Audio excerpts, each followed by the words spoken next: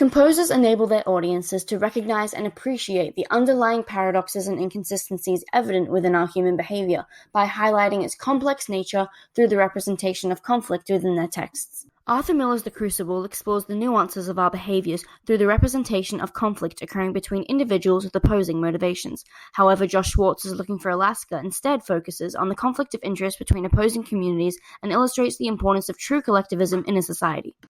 Miller and Schwartz innovatively utilized their textual forms to shape our understanding of the world by exposing the universally complex nature of human behavior and allowing us to apply their perspectives to our present lives as a contemporary audience.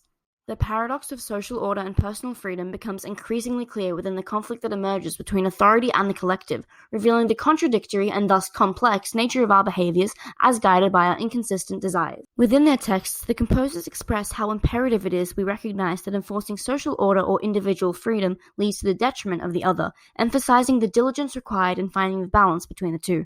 Miller introduces the underlying conflict of Salem and allegorically applies it to the experiences of those during the 1950s affected by McCarthyism. Miller's authorial intrusion uniquely utilizes the play form as he provides his view in his own words, positioning audiences into recognizing the fundamental dichotomy of Salem and the contradictory nature of human behavior in existing in a society. The personification emphasizes Miller's own perspective of the grip that this paradox holds over human behavior and the extent to which he believes it will prevail as a timeless and universal aspect of the human condition.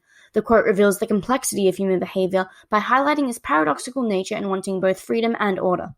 Miller illustrates how the dissonance between community members causes tension within Salem, especially in a divided interpretation of right and wrong. This is demonstrated through dialogue, which represents the conflict evident between the authority in Salem and those who dare to exercise individual freedom. Miller's use of metaphor paired with figurative language demonstrates the extreme abuse of power in the Salem society and the intolerance to opposing views, revealing to audiences the dangers behind a rigid adherence to binary collectives.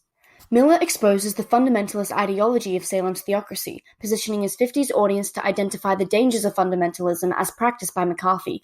Through the representation of this conflict, Miller allows a deeper understanding of the complex nature of human behaviors, exposing a paradox within our collective structures even in today's context. Schwartz similarly explores the paradox between order and freedom through his representation of the early 2000s setting in Looking for Alaska, an era in which teenagers were breaking down barriers and exercising their individual freedom in opposition to societal rules.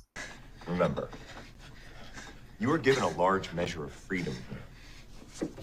Abuse it, and you will regret it. The authoritative tone of the dialogue in this scene establishes the dominance in Mr. Stanza's character and reveals him as the antagonist, allowing audiences an insight into his bureaucratic role at Culver Creek High, the series' setting.